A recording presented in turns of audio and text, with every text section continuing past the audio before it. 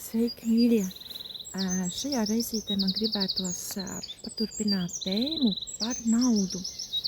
Kā jau stāstīju iepriekšējā video, ka nauda pati par sevi ir neitrāla lieta, neitrāls priekšmets, kā būtībā jebkurš cits priekšmets. Tā nav ne pozitīva enerģija, ne negatīva. Vienkārši priekšmets. Bet, tad, kad nauda nonāk saskarē ar dzīvu būtni, tas ir ar mums cilvēkiem, tā iegūst enerģiju. Un nauda tajā brīdī top par enerģiju. Un tas, kāda enerģija piemīt naudai, ir atkarīgs no mums, kāda enerģija piemīt mums pašiem.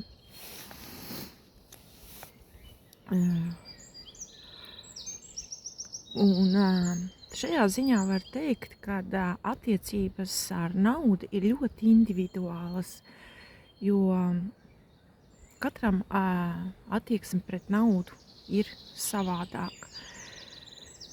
Tad, kad mēs naudu krājam, mēs tai apņemam dzīvības enerģiju. Mēs to nelaižam apritē, jo naudai ir jākust. Šurp, turp, viņa nāk, viņa iet, nāk, iet. Tāpat arī enerģijas jau nestāv uz vietas, viņas jau arī plūst, mainās. Visām enerģijām ir kaut kāda veida plūsma. Un tāpat arī naudai ir jābūt plūsmai, tā ir jālaiž apritē. Viņa atnāk pie mums, mēs to laižam tālāk. Tad, kad mēs viņu tērējam, izmantojam, pielietojam, mēs viņai dodam tādu kā brīvību. Bet tad, kad mēs viņu krājam, mēs viņai atņemam dzīvības enerģiju. Mēs atņemam enerģiju kā tādu. Tā kā nauda ir jāizmanto, jālieto, jālaiž apritē. Nauda iet, nāk. Un arī ļoti svarīgi, kādam nolūkam mēs to tērējam.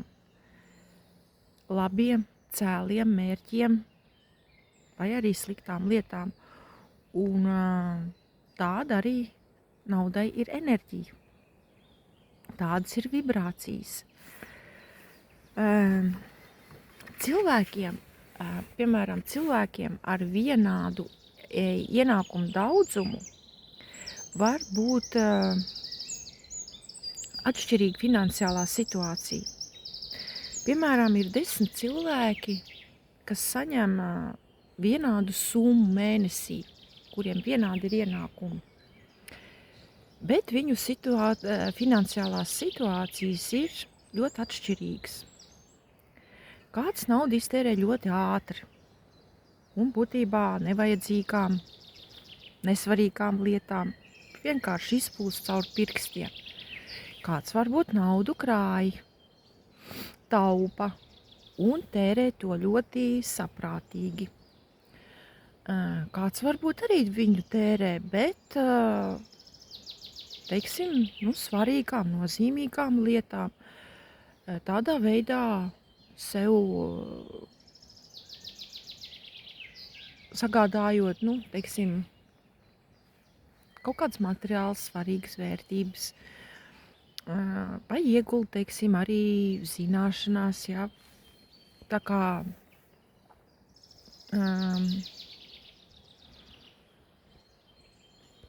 mūsu attiecības ar naudu, teiksim, ir ļoti, ļoti dažādas.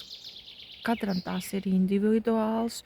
Un arī mūsu, teiksim, finansiālā situācija var būt ļoti dažāda. Kaut arī, teiksim, mums ir ļoti līdzīgi vai vienādi ienākumi mēnesī, gadā. Bet katram tā izveidojas savādāk.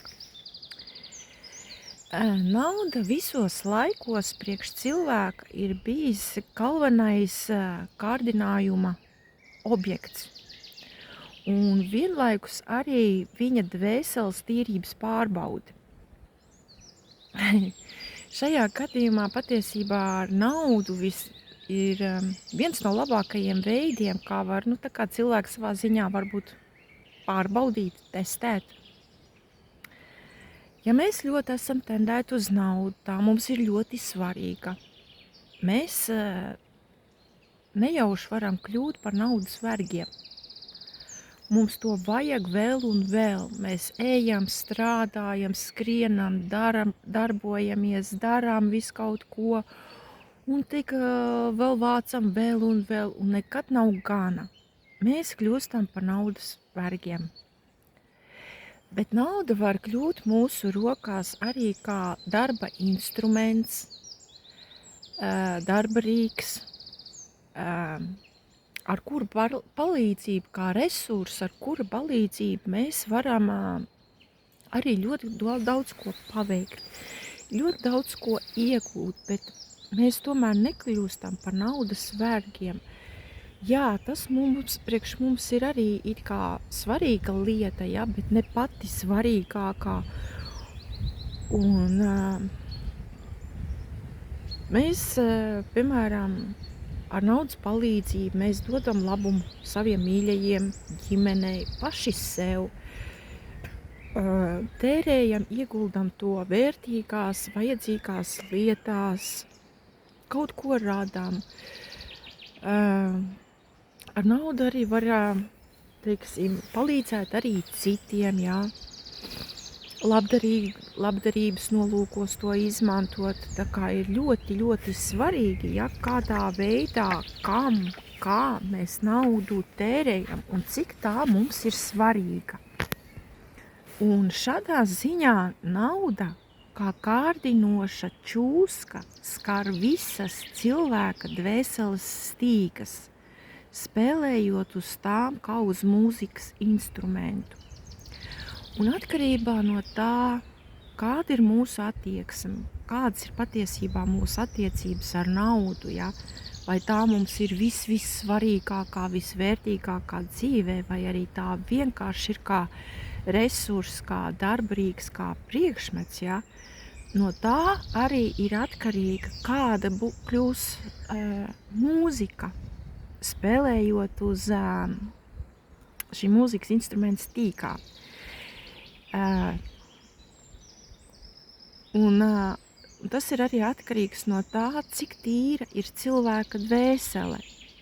Tā vai nu rada mīlestību, labestību, dāsnumu, pateicību, prieku un laimi, vai arī gluži pretēji tā var radīt draudīgu, alkatības, pašlabuma, nepateicības, skumju un bēdu atmosfēru.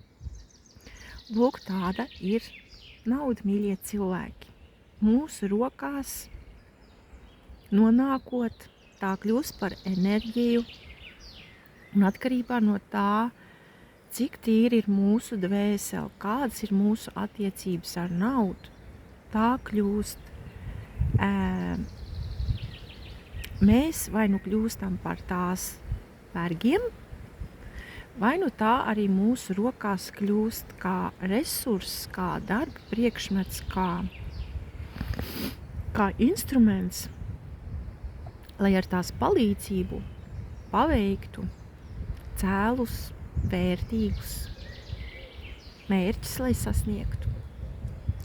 Un pielietot to labās lietās, vai arī raut kā mantrausīgi, kā naudskārīgi, vai arī tērēt tās sliktās, negatīvās, nelabvēlīgās lietās. Tas ir atkarīgs no mums, mīļie.